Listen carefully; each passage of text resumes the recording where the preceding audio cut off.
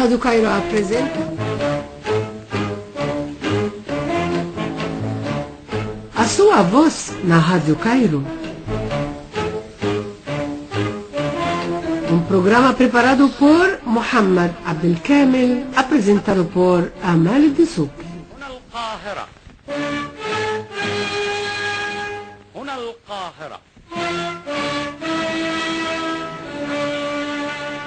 Olá, caros ouvintes, muito boa noite e bem-vindos a esta nova edição do nosso programa A Sua Voz na Rádio Cairo. No dia 18 de dezembro de cada ano, o mundo celebra o Dia da Língua Árabe. A data foi estabelecida pela Unesco em 2010 com dois objetivos: celebrar o multilinguismo e a diversidade cultural, promover o uso igualitário das 6 línguas oficiais dentro da organização. Foi escolhido o dia 18 para a celebração, uma vez que a Assembleia Geral aprovou o árabe como língua oficial da ONU a 18 de dezembro de 1973.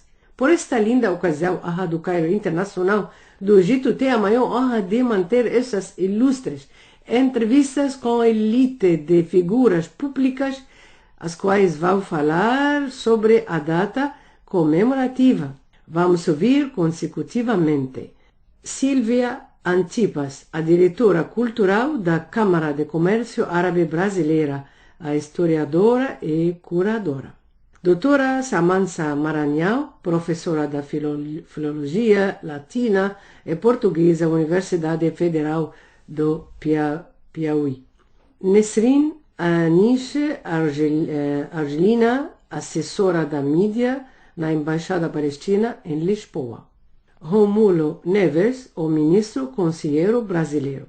Professor João Batista, o professor titular do setor de estudos árabes da Universidade Federal do Rio de Janeiro. O grande escritor e jornalista brasileiro Fernando Moraes, presidente da Agência Internacional de Notícias IPS. Dr. Badr Hassanin, egípcio especialista na história das relações entre Portugal e o mundo árabe na época moderna, na Faculdade de Letras da Universidade de Lisboa, tradutor na Embaixada do Reino da Arábia Saudita em Lisboa. Sejam bem-vindas e bem-vindos a todas as ilustres figuras participantes. E vamos ouvir agora suas palestras sobre a língua árabe.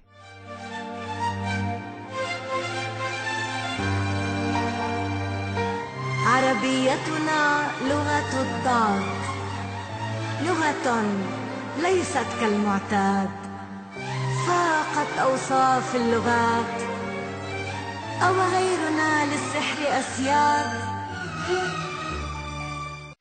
Olá a todos e todas da Rádio Cairo, é um prazer estar aqui de novo falando com vocês durante a comemoração do Dia Internacional da Língua Árabe. É um prazer de novo poder comentar com vocês a grandeza e a amplitude do Império Mouro e a importância que ele teve para o mundo. No Brasil, especificamente, a influência na língua portuguesa, gostaria de esclarecer que essa influência chegou muito antes da chegada dos imigrantes árabes. Então, ela veio com os nossos descobridores portugueses e os espanhóis que estiveram aqui por algum tempo. Então, essa influência já veio através da Península Ibérica, muito antes da chegada dos imigrantes que vieram depois, lá para o século XIX. Então, nos anos 1500, quando eles aqui chegaram, já trouxeram com eles não só a influência na língua, mas na arquitetura, nas artes, na ciência, e na navegação, enfim, toda a influência árabe dentro da cultura ibérica. Isso é importante ressaltar.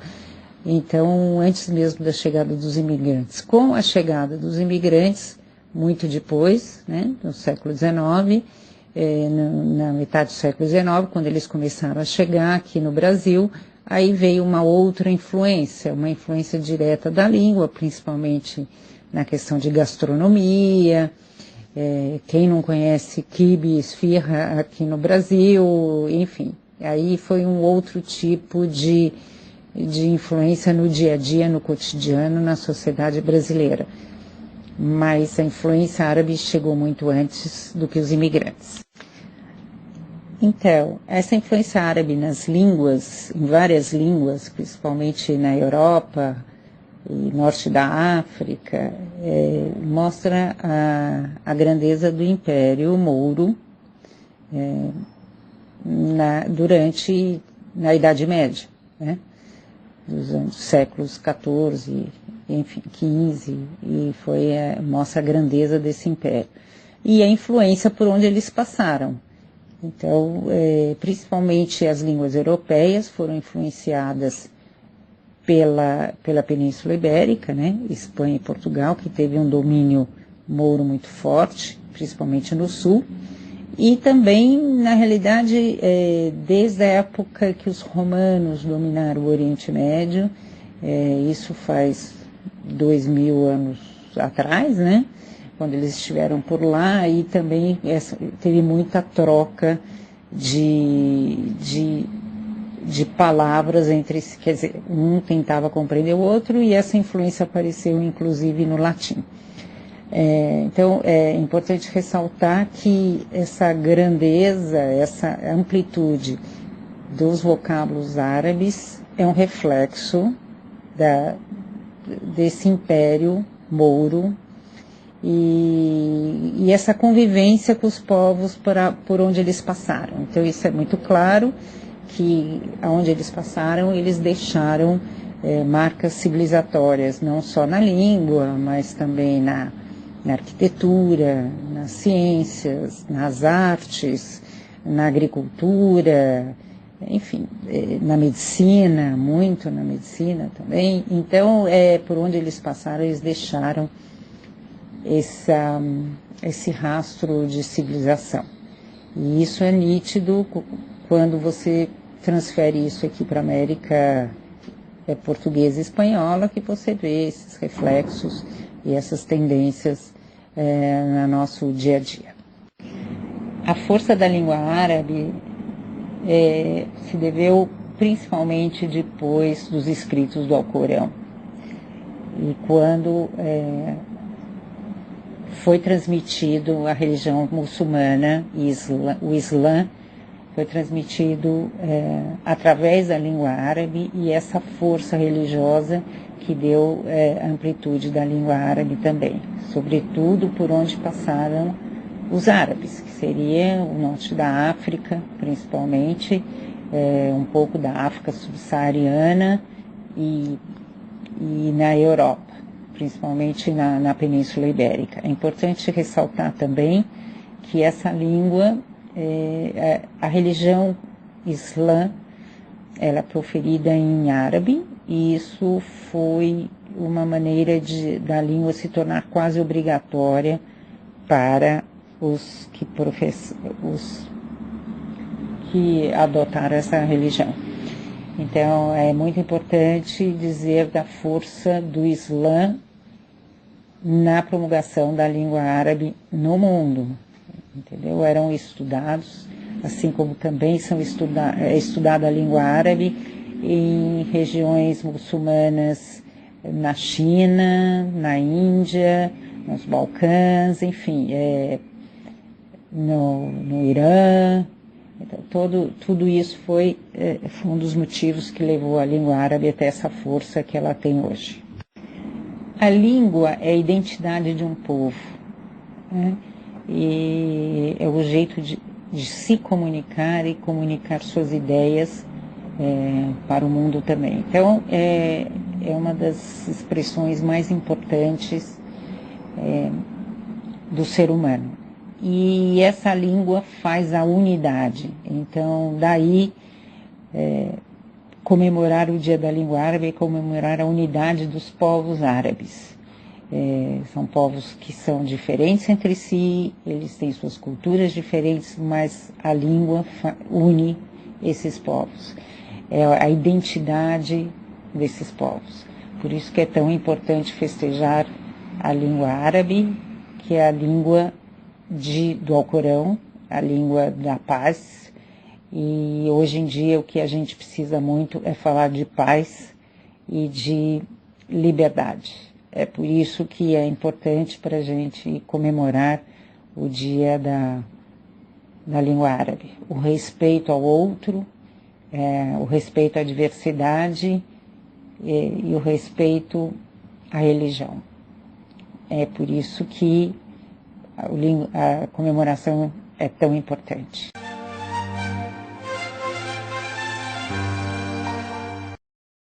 Bom dia a todos. Quero dizer que é um prazer imenso para mim ter a oportunidade de falar sobre um tema que eu considero como a paixão da minha vida acadêmica, que é a influência da língua árabe nas línguas românicas de modo geral, mas principalmente na língua portuguesa, porque eu sou professora de História dessa língua. Então, eu quero agradecer o convite de participar dessa entrevista e começo falando um pouquinho sobre a minha trajetória profissional. Eu sou formada em letras, eu tenho, na verdade, 2 graduações. Eu fiz uma licenciatura em português e francês, respectivas literaturas, na Universidade Católica do Salvador, na Bahia, e fiz um bacharelado em italiano na Universidade Federal da Bahia. Durante a graduação, as 2 graduações, eu tive a oportunidade de estudar linguística românica. Na Federal da Bahia, a gente tinha uma série de optativas. Então, era linguística românica geral, linguística românica aplicada a domínios específicos, como a França, a Itália, e havia uma disciplina de Península Ibérica. Eu comecei minha carreira assim, muito interessada em Idade Média, mas quando eu estudei nessa disciplina de linguística românica sobre o impacto da língua árabe na formação do romance lusitano e na história das línguas ibéricas de forma geral, eu me encantei. Então, eu, inclusive, abri mão de trabalhar com linguística sincrônica, né, com linguística que não é histórica, porque eu queria incorporar na minha prática docente essas disciplinas de estudos que contemplam essa relação entre língua e história social, né, cultural das comunidades de fala.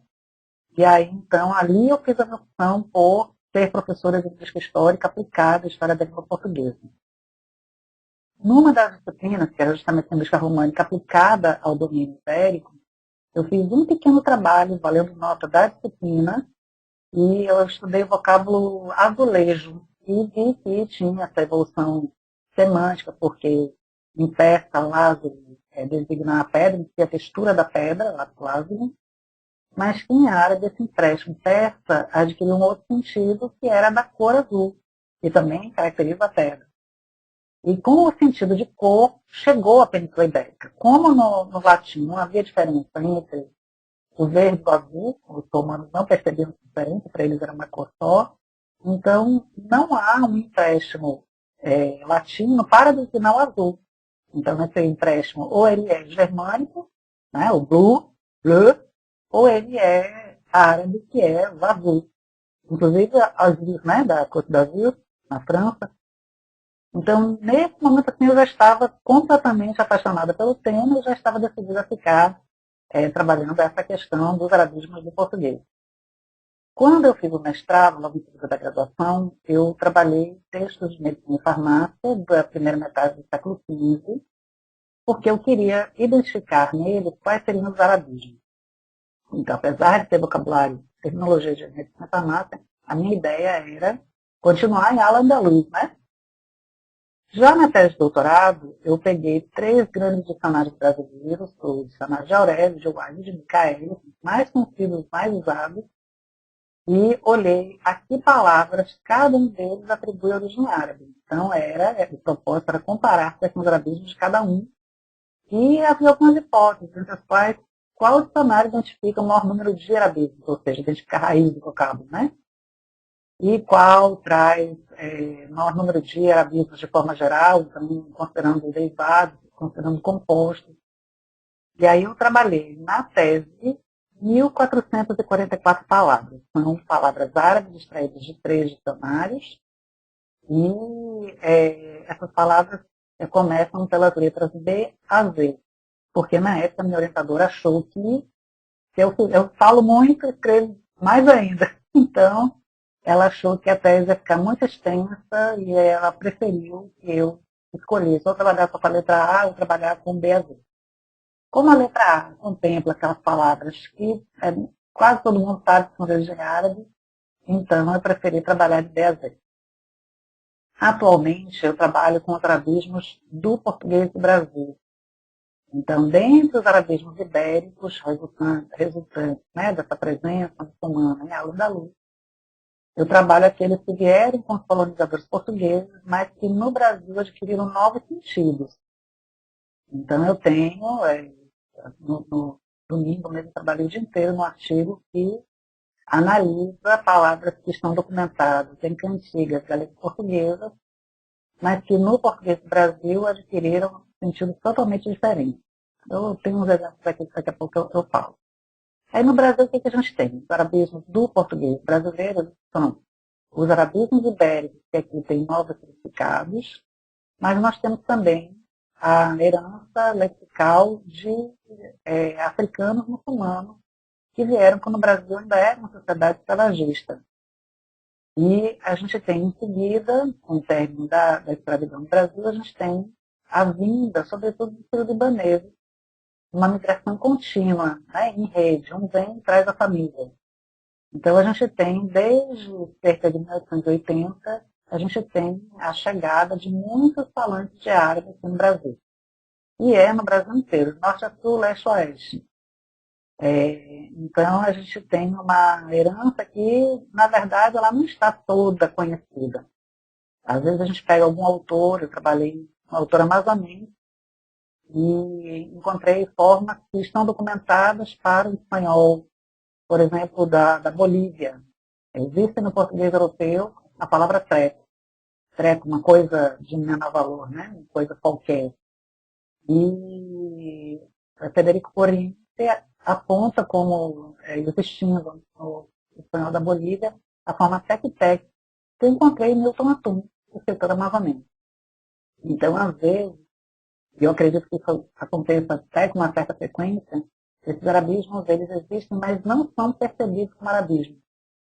Justamente porque a forma básica entrou na língua há muito tempo. Vamos falar sobre isso já já. Eu trabalhei com linguística moderna, a linguística que não é histórica, a linguística sincrônica, por 8 anos quando eu morava em Salvador. Mas desde 2004, eu sou professora da Universidade Federal do Piauí e eu fiz um curso para filologia latina e portuguesa e trabalho com história da língua portuguesa e trabalho um pouquinho de latim, mas com noções da sintaxe latina clássica, e o objetivo maior é trabalhar a própria história do latim para a gente entender que toda língua comporta variação e admite mudança. As línguas só funcionam se elas puderem mudar para dar conta de expressar as atualizações na sociedade, não é isso? Então, os cursos de letras no Brasil, eles têm obrigatoriamente uma disciplina de história da língua. E um dos assuntos de qualquer programa de história da língua vai ser essa contribuição árabe para a formação lexical da língua portuguesa. Eu costumo escrever artigos que possam ser utilizados como material didático pelos meus alunos. Então, eu tenho um site onde eu disponibilizo vários desses textos. Quem tiver interesse em ler com atenção, com mais detalhes dessas informações que eu vou falar aqui, pode consultar lá no samanthamaranhão.com. Samantha se escreve com THA no fim. samanthamaranhão.com.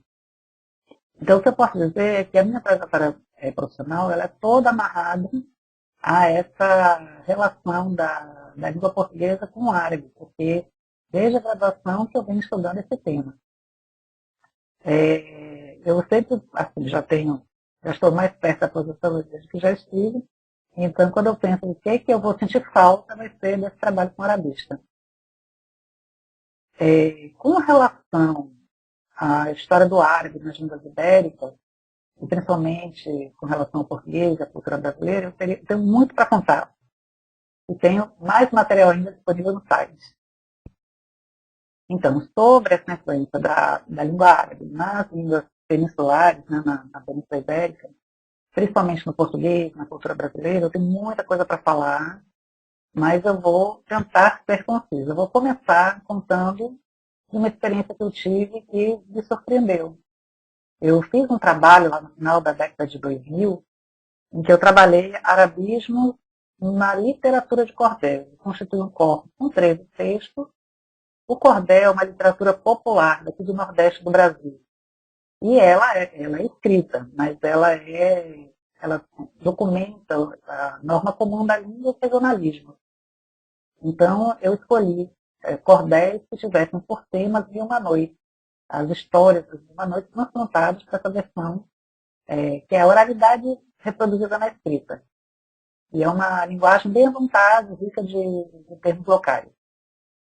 E uma das hipóteses que eu tinha pensado era justamente que as palavras árabes, elas designariam referentes do mundo arábico-islâmico. Então, seriam palavras que falariam de utensílios, peças de vestuário, conceitos religiosos, enfim, do universo mesmo árabe. Mas eu fiquei muito surpresa, porque nem todas eram. Tinha palavras que são da norma comum, da língua cotidiana, e que elas são tão antigas na língua portuguesa que elas não têm um sinônimo que seja latino. Então, eu encontrei, por exemplo, argola, que pode ser, a gente usa também hoje como no sentido do brinco, né? O brinco que é círculo. Argola, bairro, laranja, saguão, taça, tarefa. Então, eu me lembro que foi nesse momento, já depois de tantos anos estudando arabismo, que caiu a ficha de que são palavras de tão antiga integração que a gente não reconhece em estrangeiro, né? Como sendo uma outra origem.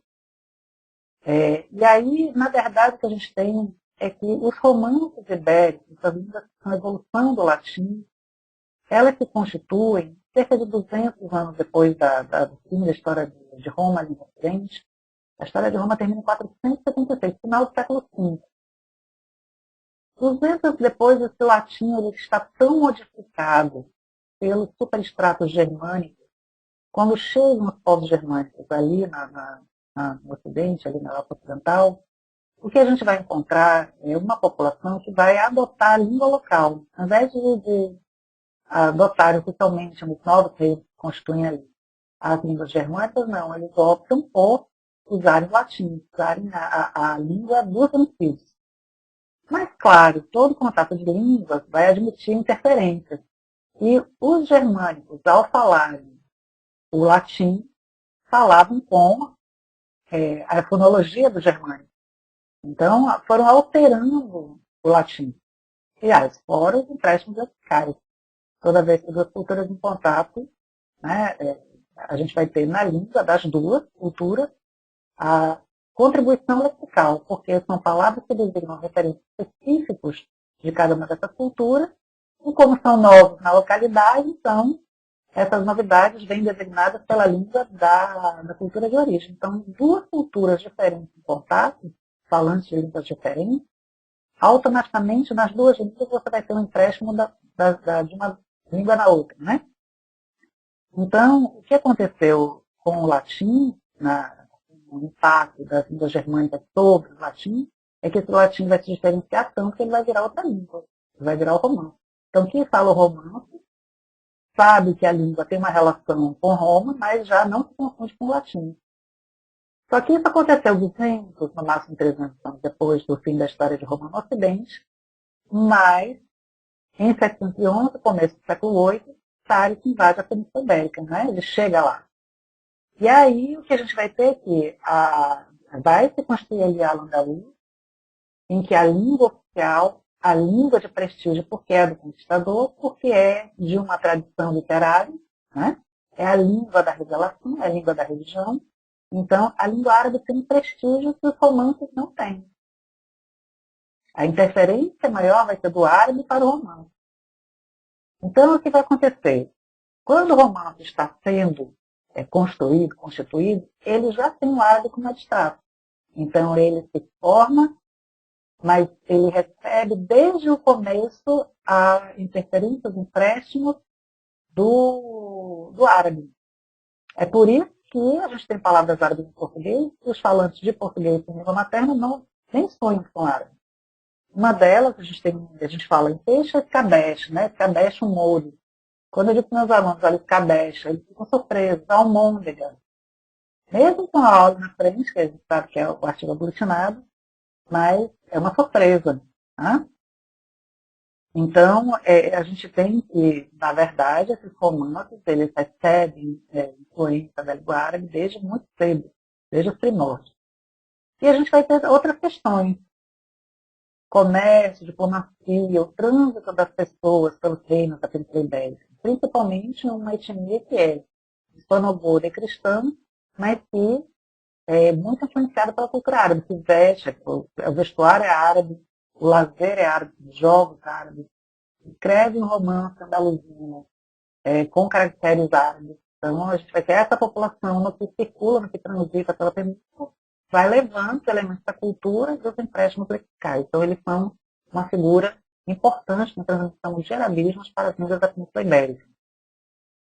E aí a gente vai ter um contato intenso, um contato duradouro, são 8 séculos, e a gente vai ter uma peculiarização dos falários ibéricos com relação a outros domínios, como o ítalo-românico, como o galo-românico.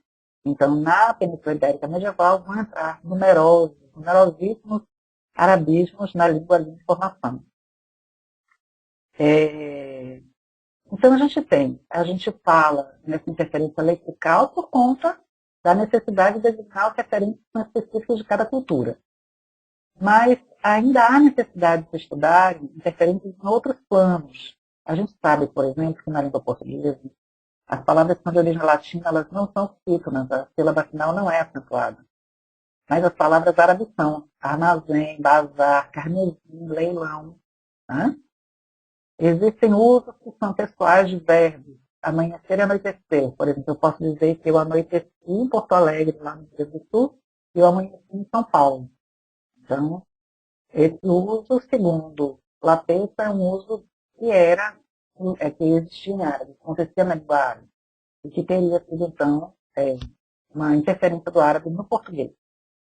Mas o que se diz atualmente é que seriam necessários mais estudos para entender a interferência na sintaxe, na própria morfologia. Então, o que se repete nos livros de história da língua portuguesa é essa influência ibérica medieval no vocabulário. Lapesa tem uma história do espanhol e ele diz expressões idiomáticas como que Deus o guarde, que Deus o tenha, né? Que Deus o mantenha. Se Deus quiser, se Deus o ampare, são decalques de expressões árabes. E os medievais na Península Ibérica teriam aprendido na convivência com os muçulmanos em Al-Andalus. Esse mesmo autor, Lapesa, ele fala que devem ter existido 4.000 arabismos nos romances ibéricos. No léxico português de origem árabe, o professor Vargas, que é professor aposentado da Federal do Rio de Janeiro, ele em 2007 publicou a tese de doutorado dele. Ele analisou, né, nesse dicionário, né, que é um produto da tese, ele analisou mais de 3.000 empréstimos. Eu analisei com um ex-aluno, hoje ex-aluno, dentro do universo dos arabismos apresentados por Vargas, de 3.000 empréstimos, a gente identificou 300 palavras com uma informação nos dicionários de que elas têm um sentido, um significado específico no português do Brasil. Então, são 300 brasileirismos. Então, já eram 3.000 em Vargas, mas já tem 300 brasileirismos, já são 3.300, né? E aí a gente tem esse vocabulário árabe, ele está tão presente na língua portuguesa, que uma vez trazida para o Brasil, essas palavras vivíssimas, elas entraram em novas formações, elas entraram na composição de outras palavras que são do português do Brasil, não do português europeu. Então a gente tem, por exemplo, algodão da praia, aroeira branca, a gente tem designação de plantas, de animais eu não coloquei nenhum aqui, mas a gente tem de unidade de medida, alqueire do Pará, a gente tem alimentos, azeite de dendê, arroz crioulo, existe o arroz puxado, né, aqui no Maranhão. A gente fala, tem uma expressão que é cabide de emprego, cabide é árabe, a expressão cabide de emprego é a pessoa que tem vários empregos, ela joga sobre si uma série de trabalhos, né?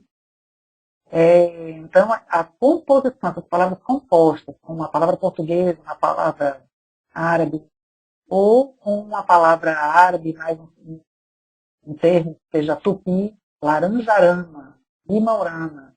Então a gente encontra umas formações assim.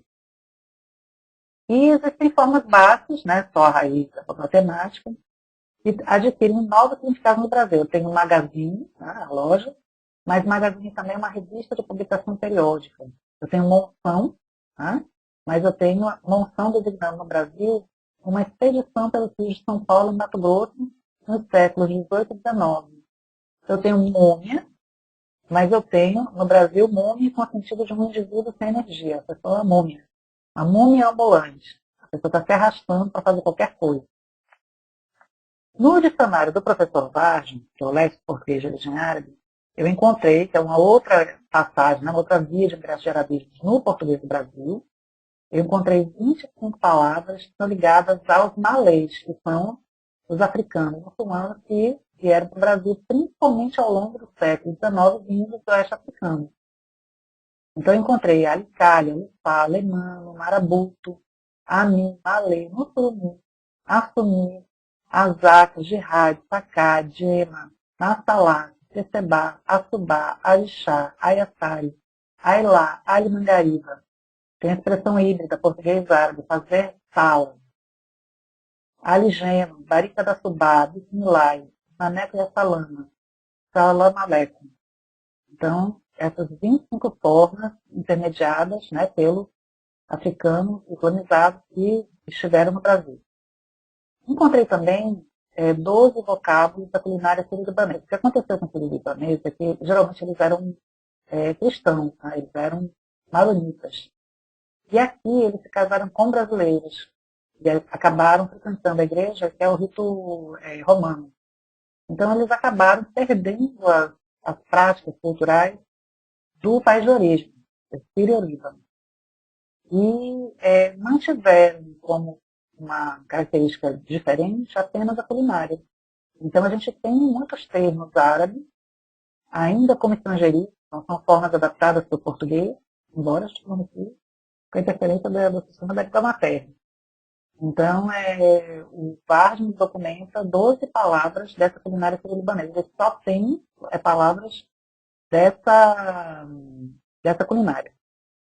Baba Ganoush, Nabeleua, Capta, Esfirra, Palata, Romos, Laban, Labna, Nijadra, Kibe, Tabula e Tarni. A gente tem uma passagem na história da língua portuguesa que é a presença portuguesa no Oriente. Então, Índia, China, uma passagem rápida pelo Japão, mas tem ali o Sudeste Asiático também. Então, desde esse comércio no Império Português do Oriente, entraram 45 arabismos. Esses arabismos identificados como adquiridos nas empresas do Oriente, estão em Federico Corinto, no dicionário de arabismo e vozes afins com o Belo Romano, que ele publicou em 2013. Ele é o grande nome dos arabismos, como estudioso dos arabismos, da Península Ibérica. E o foco mais importante, né, mais substancial, é essa presença muçulmana de Al-Andalus como fonte desses empréstimos para as Índias Ibéricas. Então, ele documenta um outro termo malê, mas muito poucos.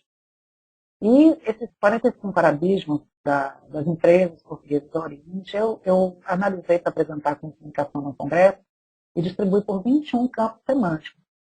Mas muitos desses campos estão relacionados ao comércio que era praticado ali, na Ásia. Então, a gente vai ter moedas de selos, mercadorias, as embarcações que transportam essas mercadorias, profissões mais relacionadas, né, ao porto, a autorização para atuar em determinado porto, as formas de pagamento, as moedas, as unidades de peso e medida. Então, eu encontrei, por exemplo, Mahamudi, moeda de ouro, Barata, contrato, letra de câmbio, Manchorim e radar, direito aduaneiro, Garopo, embarcação, Girbaço e Mexeirim, são tecidos, Miraba, aduaneiro da costa, Taidar, lugar-tenente, Filadar, comandante de guarnição, e Salescarim, comandante em chefe.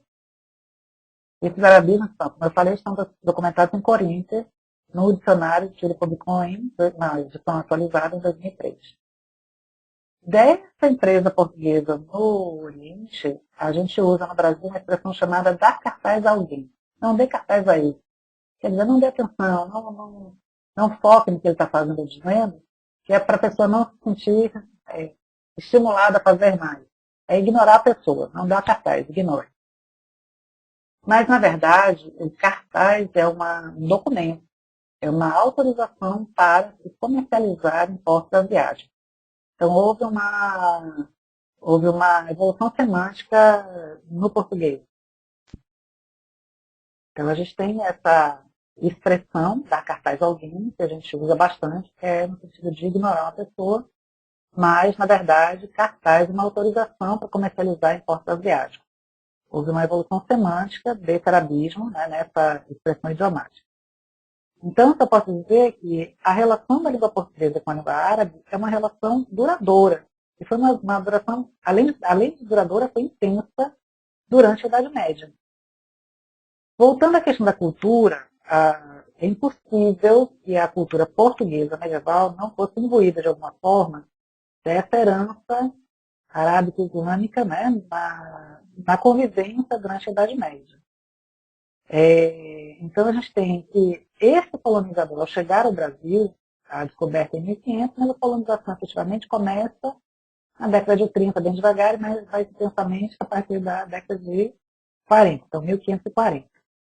O colonizador ele veio com hábitos que ele tinha adquirido nessa convivência de 800 anos, né? 711 a 1492. Então, os portugueses plantaram no Nordeste a cana-de-açúcar, que aprenderam em aula da luz.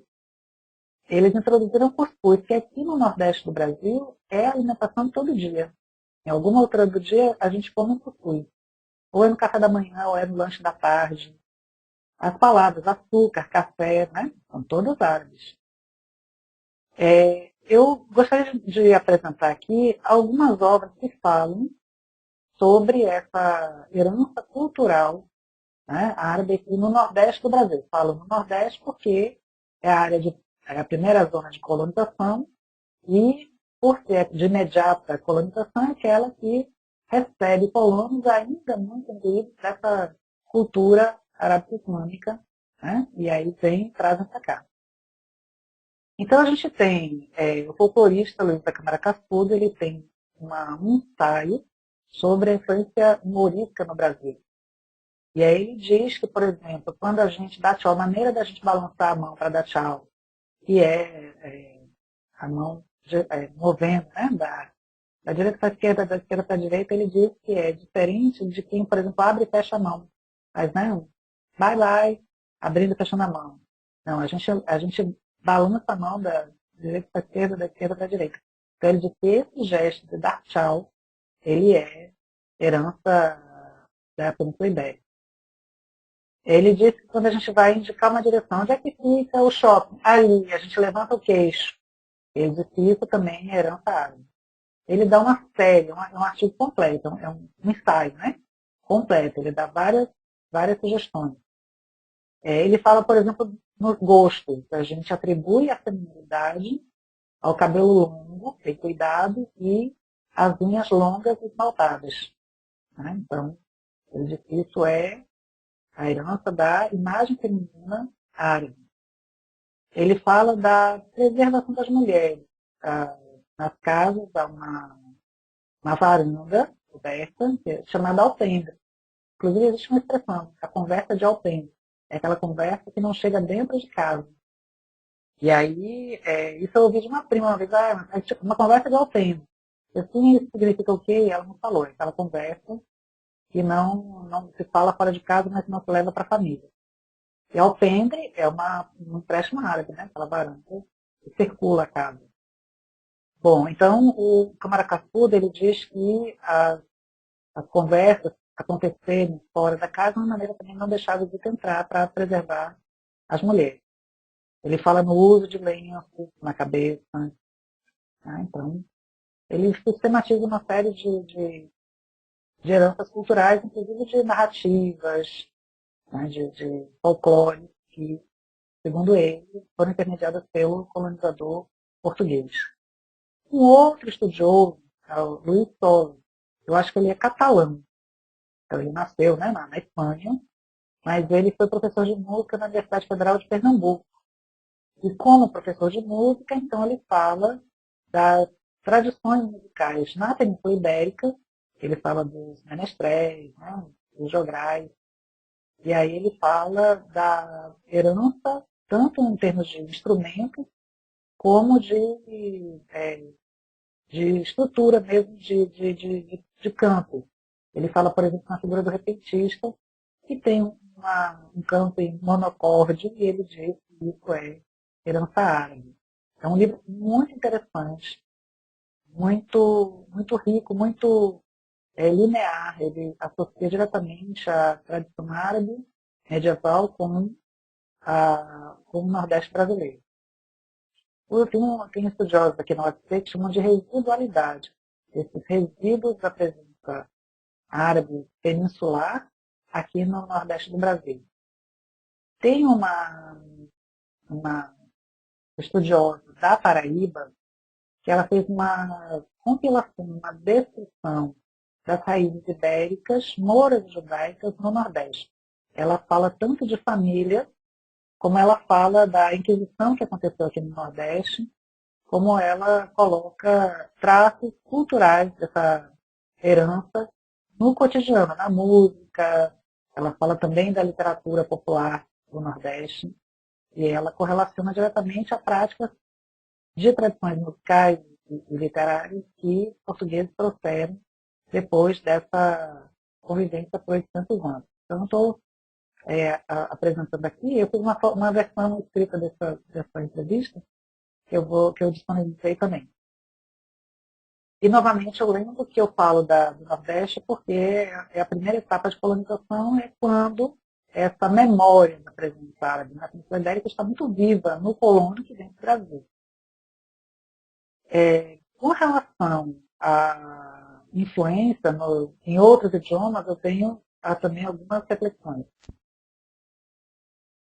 Quando a gente fala da interferência da língua árabe nos romances, lá na Península Ibérica, né, nos romances, nas línguas, a gente está falando sobretudo de língua falada, das pessoas estarem interagindo ali, ocupando o mesmo espaço. Então, a gente vai ter pessoas que são de comunidades diferentes, judeus, cristãos, humanos, e precisam trabalhar juntos ou estudam juntos. Estudam não, porque as escolas eram separadas, né? Mas de alguma forma interagem e falam línguas diferentes, têm de culturas diferentes, aprendem os romances, os andaluzinos, né?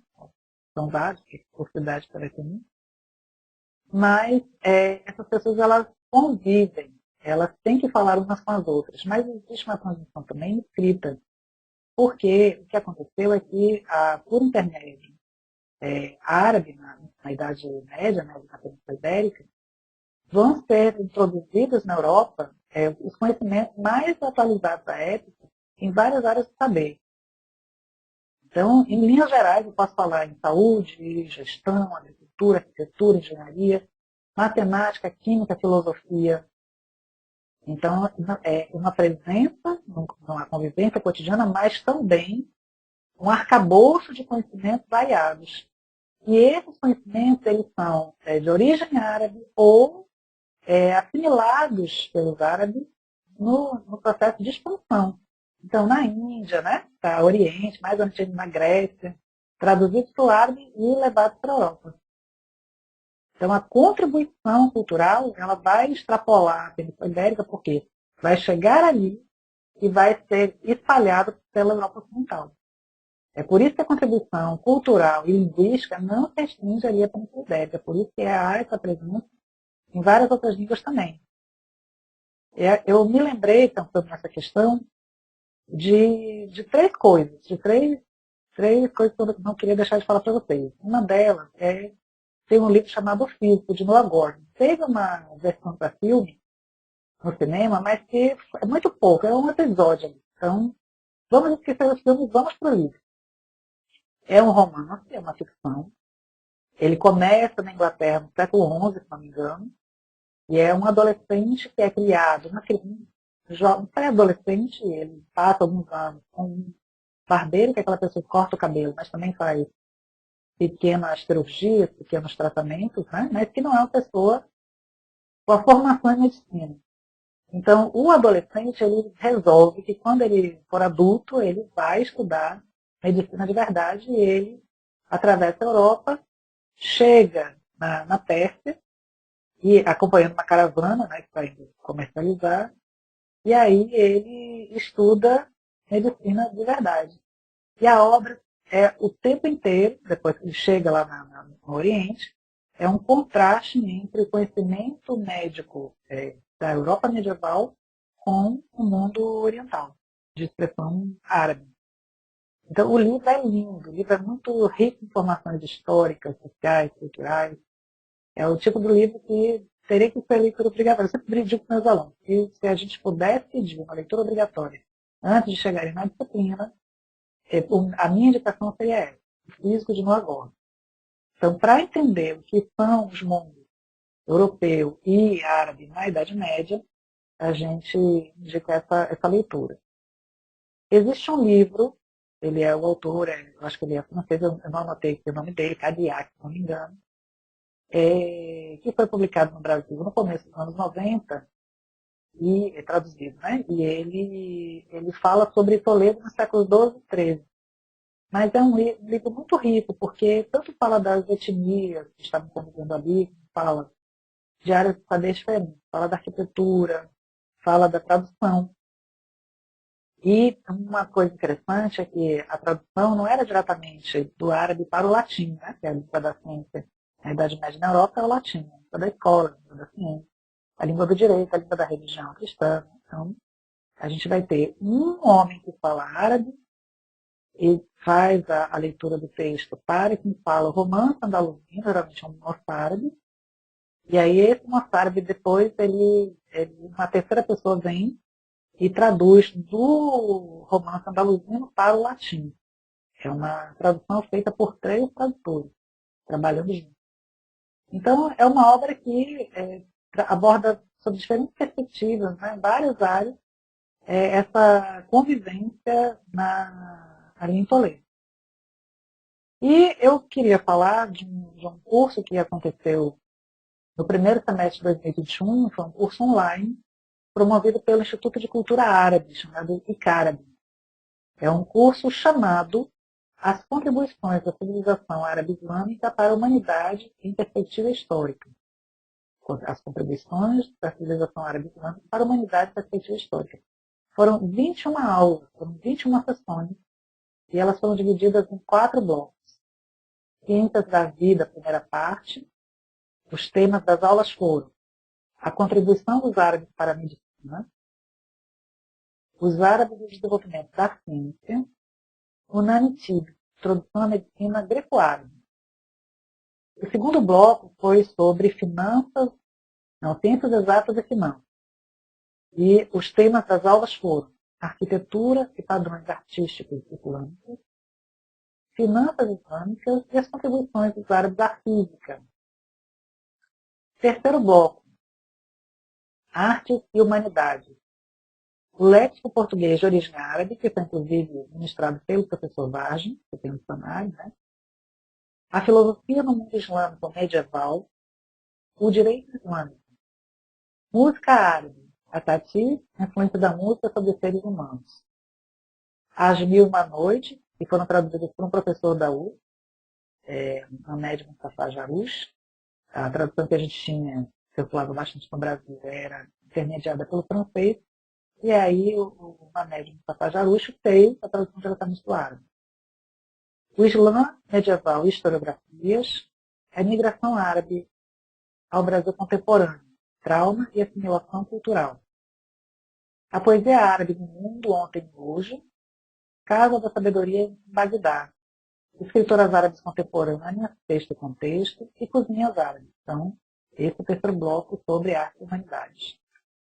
E o quarto bloco, novamente, com a vida da parte, com as seguintes sessões. A contribuição dos árabes para a química, a medicina medieval islâmica de Avicenna Razi e a primeira faculdade de medicina. as contribuições dos árabes à matemática e as contribuições da civilização árabe islâmica nas ciências biológicas e ambientais.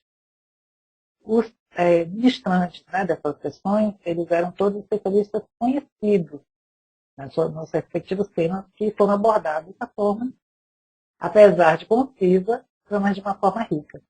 Então, foram pinceladas bastante proveitosas. Cada aula dura, em média, 2 horas. Essas aulas elas estão disponíveis no YouTube, no canal do ICARB. Tem uma playlist que tem 18 vídeos e eu sugiro que conheçam, que assistam, quem são os pensadores brasileiros, ouçam português brasileiro, né? Então, é a oportunidade de conhecer quem são os estudiosos da língua da herança árabe aqui no mundo ocidental e, particularmente, no Brasil.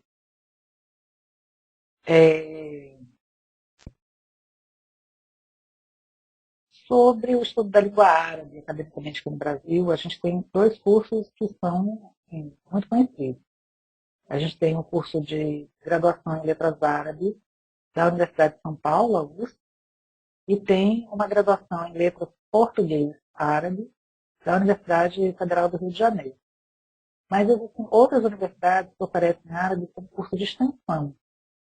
Por exemplo, a Universidade Federal de Minas Gerais e a Universidade Federal do Paraná.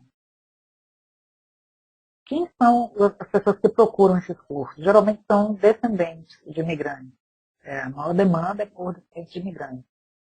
Mas existem alguns profissionais que trabalham com comércio, trabalham na área da gestão, e aí ou têm interesse, ou já trabalham com parceiros do mundo árabe e têm interesse em aprender a língua.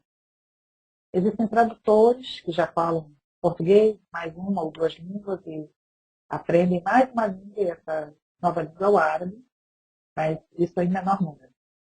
E bailarinas de dança oriental, dançarinas do ventre, gostam de aprender árabe para entender as letras das músicas e conseguir fazer uma coreografia que contemple de fato o conteúdo das músicas. Né?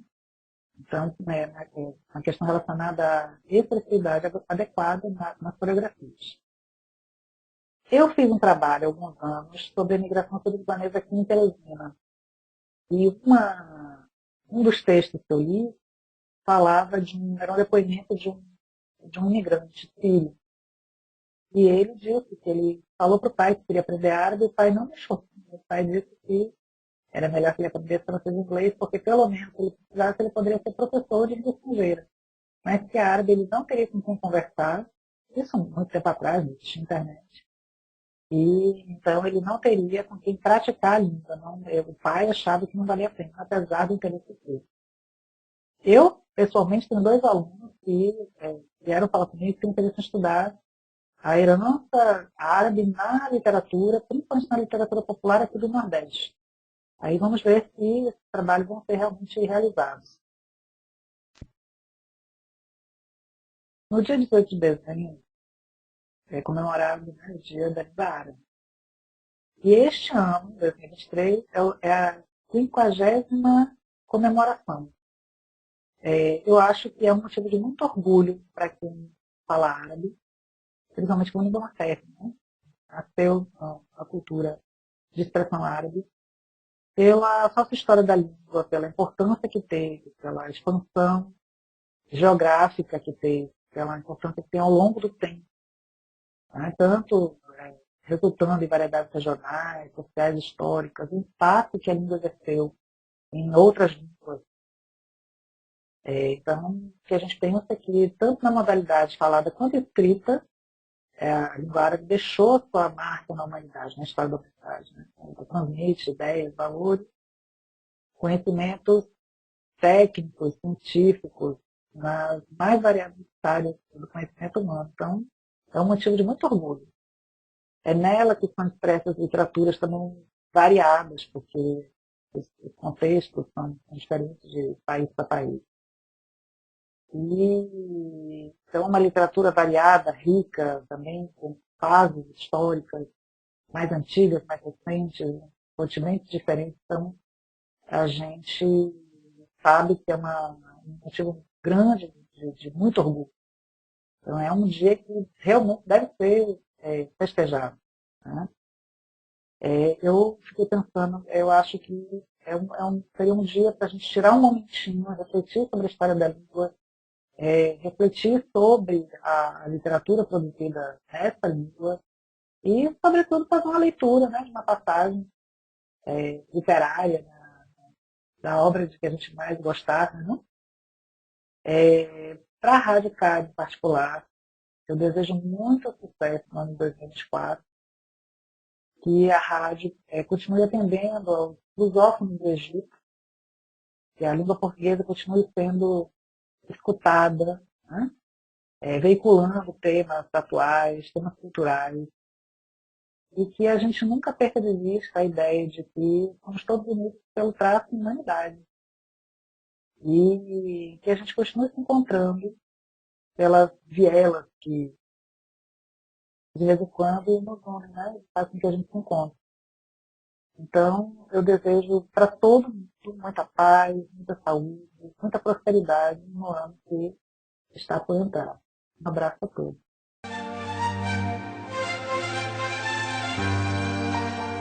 Olá, queridos ouvintes da Rádio Cairo Internacional.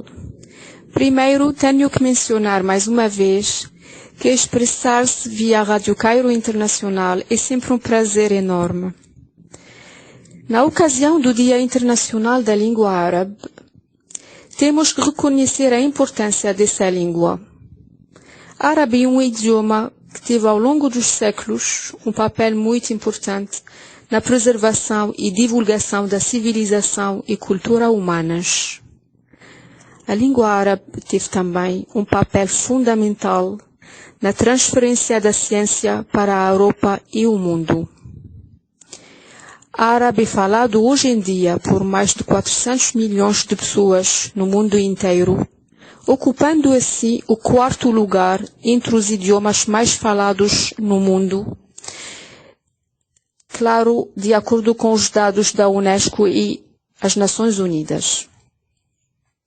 Relativamente a Portugal, notou-se durante os últimos anos que há cada vez mais procura de aprender o árabe, devido provavelmente à proximidade geográfica e os laços históricos e culturais entre os dois mundos, nomeadamente entre Portugal e os países árabes do norte da África.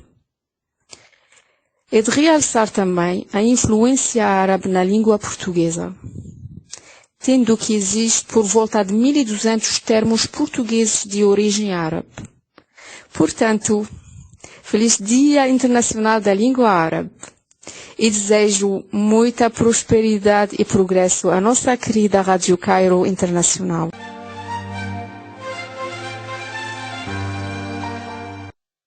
Gostaria de mandar um abraço a todos os meus amigos aí de fala árabe da Rádio Oficial do Egito.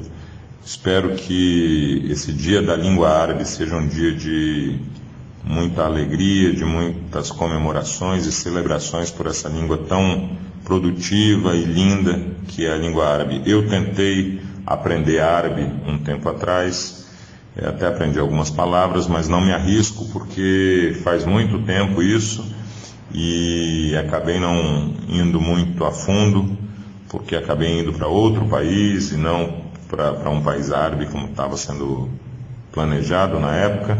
Mas eu saúdo e comemoro com vocês o Dia da Língua Árabe, parabéns, e essa língua tão linda, que essa língua tão linda siga sendo o meio pela qual tantas obras, tanto material rico continue sendo produzido. Um abraço a vocês.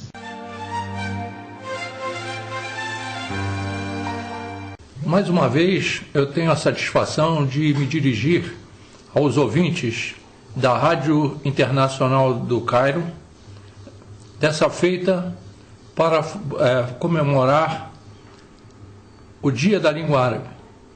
Em 18 de dezembro de 1973, a Assembleia Geral das Nações Unidas aprovou o árabe como uma de suas línguas oficiais. Então, a partir desse ano, o dia 18 de dezembro é o dia consagrado à língua árabe. Se corrermos os olhos pela história, verificaremos a importância da língua árabe que, em menos de meio século, ancorou uma civilização que se expandiu a partir da Península Arábica, das fronteiras com a China até o sul da França, deixando um legado incomensurável atestado inscritos nos vários campos do conhecimento: filosofia, medicina, filologia, astronomia, literatura, matemática, entre outros.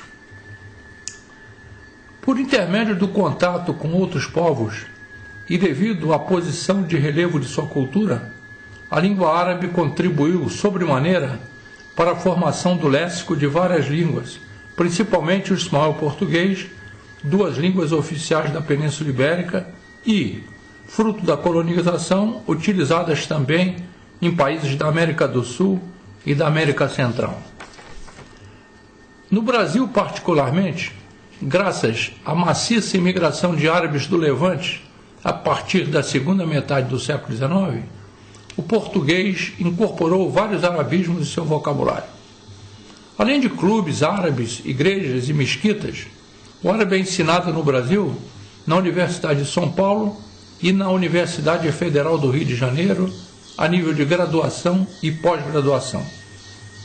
Eu aproveito a oportunidade para conclamar, nesta data, os países falantes da língua árabe e os países muçulmanos de maneira geral, para que se unam neste momento trágico para a humanidade em apoio e solidariedade ao povo palestino. Acredito que somente com a adesão, a pressão e as manifestações populares dos cerca de 2 milhões de usuários da língua árabe, como língua corrente ou religiosa, nossos irmãos palestinos possam encontrar um caminho para viver em sua terra com a merecida dignidade.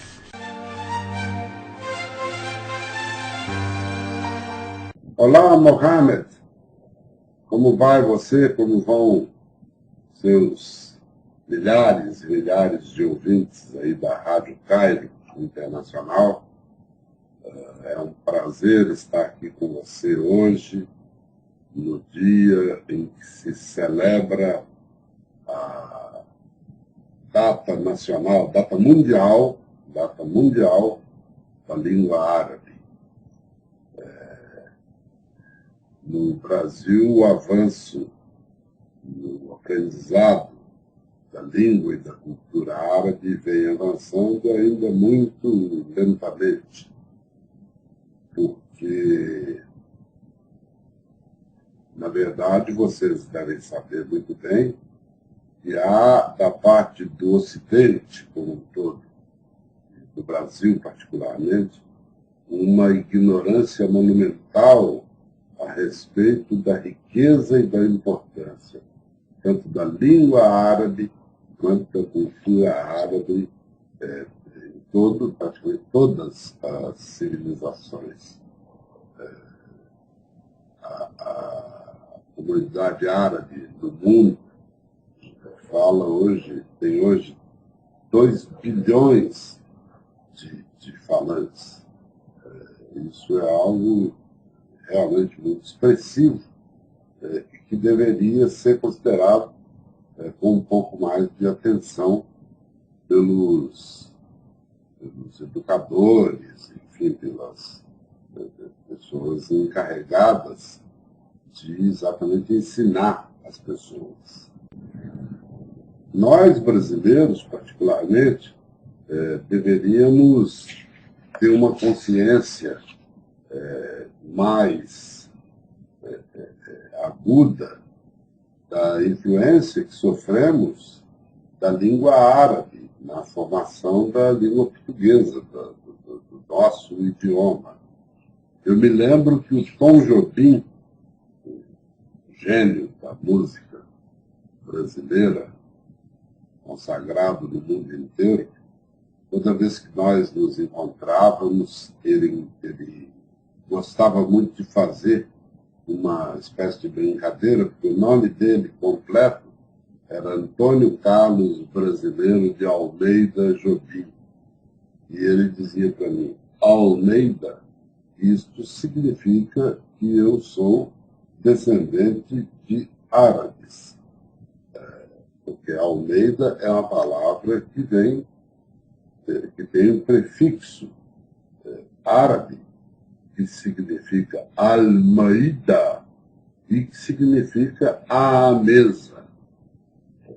E ele começava a declamar, a repetir uma infinidade de palavras que sofreram influência, palavras portuguesas que sofreram a influência direta da língua árabe.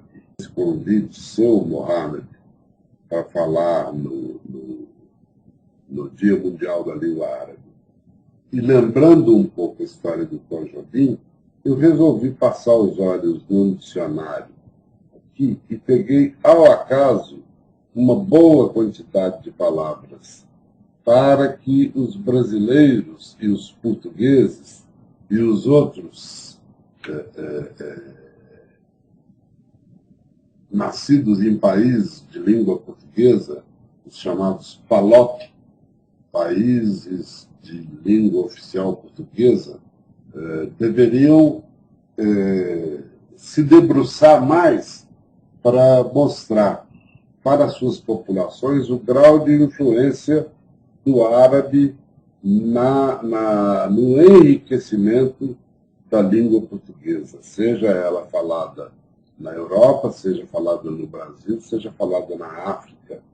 Então eu peguei aqui uma lista que é muito, vou tentar ler rapidamente, mas que é muito reveladora da importância da influência do árabe na língua portuguesa.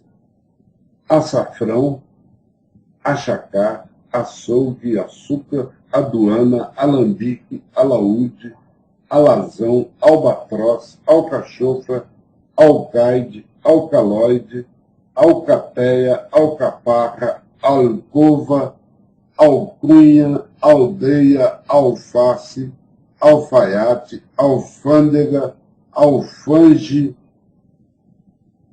alfarrábio, alfazema, alferes, alfinete, alforge, alforria, algarismo, álgebra, algema, algibeira, algodão, algoritmo, algoz, alicate, almanac, almeida, do nosso querido Antônio Carlos Jobim, almirante, almofada, almôndega, almoxarifado, alqueire, alquimista, alvará, alvíceras, armazém, arroba, arroz, arsenal, assassino. Assassino é curioso, que vem de hashish, um sujeito que teria cometido crime, a pessoa que terá cometido crime, sob efeito de hashish.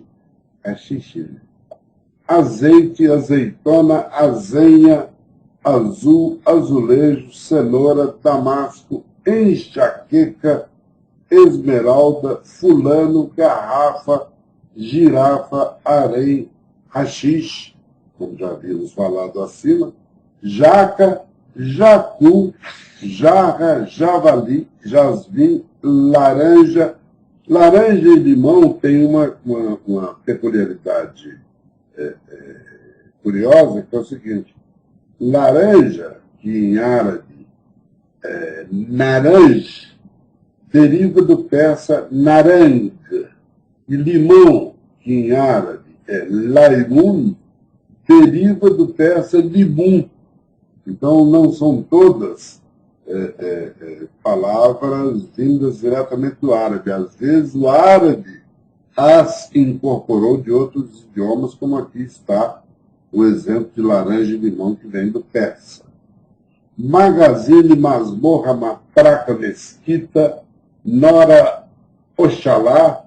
Oxalá é muito simpático, porque é inshallah, ou inshallah, se Deus quiser. Papagaio, safra, salamalec. Salamalec também é muito interessante, porque é uma corruptela portuguesa de Assalamu Alaikum, que a paz do Senhor esteja convosco. Sofá, sorvete, sultão, salada, talco, tambor, tapete, tâmara, trote, xadrez, xarope, chaveco, vejam vocês, xerife e zarabatana. Então, essa breve relação permite que a gente tenha uma noção do grau de penetração da língua árabe no nosso idioma nacional. Bem, querido Mohammed, como estamos a poucos dias do Natal, do Ano Novo, eu quero aproveitar essa oportunidade para deixar a você, a sua família e a todos os nossos ouvintes, as nossas ouvintes, onde quer que estejam, os meus mais sinceros votos de festas muito, muito felizes, todos em paz, e que estejamos todos comprometidos com a paz. A paz. Nesse momento em que nós temos duas guerras extremamente, estão tirando quantidades, centenas, milhares de vítimas, tirando vidas de pessoas, tanto no massacre de Gaza, quanto na guerra da Ucrânia contra a Rússia. Eu acho que o momento é muito adequado para que nos juntemos todos para desejar que 1924 seja um ano da paz no mundo. Grande abraço a todos vocês, a todas vocês. Shukran e assalamu alaikum.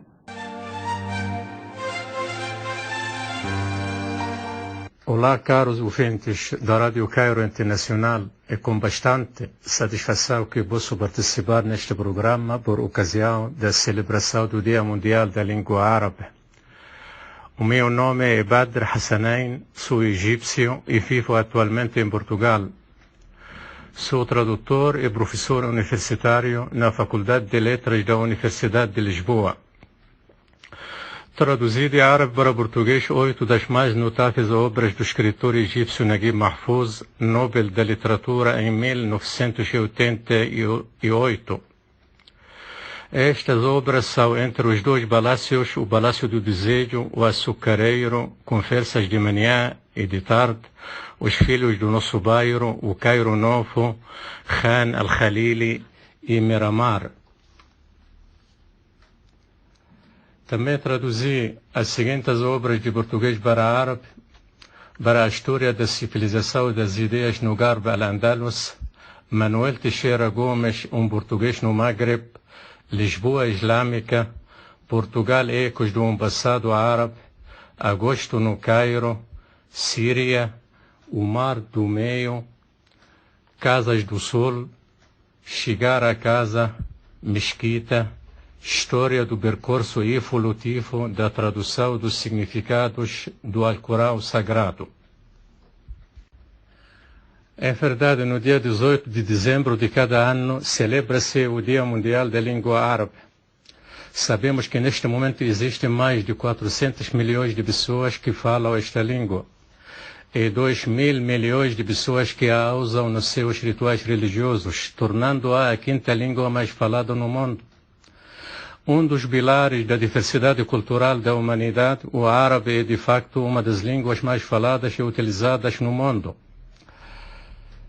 Nas suas diversas formas, estilos, orais, escritos, clássicos e coloquiais, e nos seus vários tipos calígrafos e artes de prosa e de poesia, a língua árabe criou obras estéticas maravilhosas que têm vindo a cativar corações e mentes em muitos campos, como por exemplo a engenharia, poesia, filosofia e canto.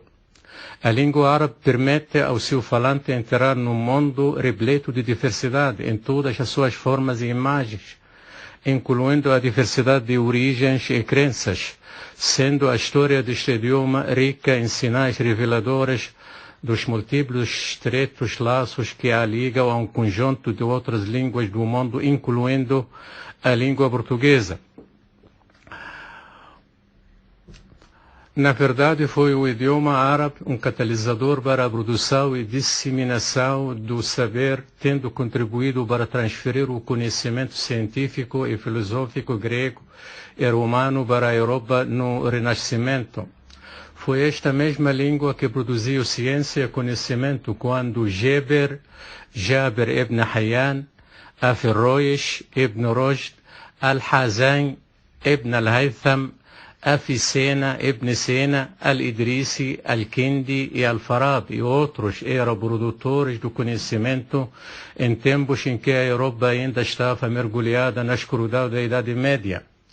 Por outro lado, o idioma árabe proporciona o diálogo intercultural ao longo das vias terrestres e marítimas da Rota da Seda, da costa da Índia até ao Corno de África. A história de um país é simultaneamente a inspiração e a origem da sua identidade e da sua cultura. A história de Portugal, com cerca de 9 séculos, é reconhecidamente das mais ricas, mas resulta ela própria de interações e convivências com outros povos e frequentemente em outras latitudes.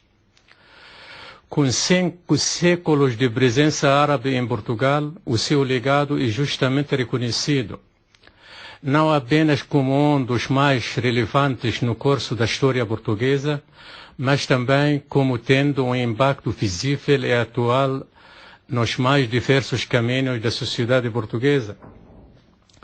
Para além da nomenclatura de regiões, cidades e aldeias, este impacto é ainda hoje visível em áreas tão distintas como a língua, a literatura, a música, a arquitetura, a gastronomia, os costumes e contributos técnicos científicos. Desde unidades de peso e medida como a arroba ou alqueire, a incontornável presença do árabe na língua portuguesa. De igual forma, não é possível ignorar o impacto da arte islâmica na arte e arquitetura portuguesas, especialmente no que se refere às artes decorativas como o azulejo ou a louça, sendo o azulejo um legado árabe islâmico em Portugal. Na arquitetura, a influência árabe islâmica está presente não tanto na forma como das construções, mas na adoção das técnicas de construção, de funções e de volumes e na elevação de edifícios, sendo alguns exemplos em Portugal fruto desta influência. Convém ainda salientar a importância que esta herança teve em técnicas de pesca, agricultura e comércio. Uma das maiores e indeléveis heranças árabe-islâmicas na cultura portuguesa é, sem dúvida, na sua língua, onde subsistem inúmeros vestígios árabes.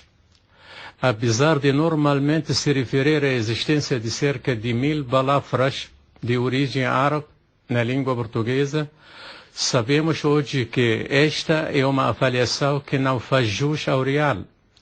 O Dicionário de Arabismos da Língua Portuguesa, de Adalberto Alves, avaliou em mais de 18.000 os termos de origem árabe na língua portuguesa, com amplo impacto ao nível gramatical, incluindo não só inúmeros substantivos, mas também adjetivos, verbos, entre outros. Sabendo-se que a literatura é por excelência um reflexo e simultaneamente um veículo de cristalização histórica, linguística e cultural, a profunda influência árabe-islâmica está enraizada e evidenciada em obras de muitos dos principais expoentes da literatura portuguesa. Esta influência percorreu diversas épocas e correntes literárias e pode ser sentida em obras de autores como Antero, de Quintal, Fernando Pessoa, entre diversos outros. Portugal tem profundas ligações históricas, culturais e econômicas ao mundo árabe, que se encontra numa posição cada vez mais privilegiada junto de todos os povos árabes e islâmicos, sendo visto como um país claramente empenhado na promoção da convivência pacífica entre os povos e o diálogo intercultural e interreligioso, evitando lógicas de oposição entre civilizações e que aposta na criação de sociedades mais abertas, mais inclusivas e mais tolerantes, onde todos podem viver em paz e em segurança. Este Portugal está a gerir bem este precioso legado árabe que constrói pontes num mundo cada vez mais globalizado, criando oportunidades únicas de cooperação, emprego e investimento. Em Portugal, há uma notável aproximação, seja dos países do Conselho de Cooperação do Golfo, como dos países do Mashrek e do Maghreb, que constituem com as restantes zonas geográficas árabes a grande zona do comércio livre. E a promoção da complementaridade industrial e do partenariado são múltiplas formas promoção das múltiplas áreas de cooperação.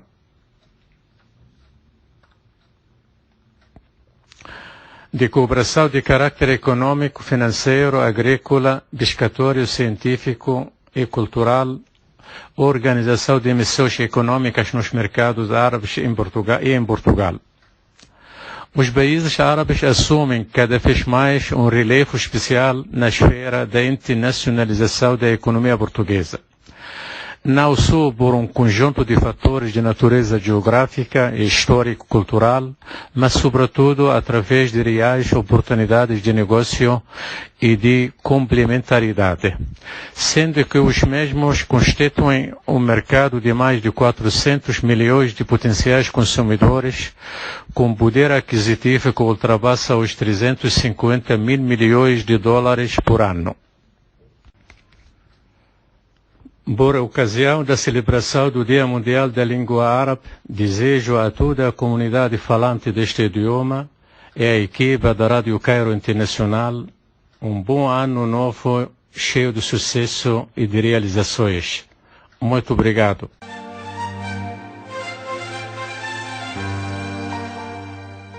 Agradecemos muito todas essas figuras palestrantes. Temos a maior honra desta nobre participação delas e deles.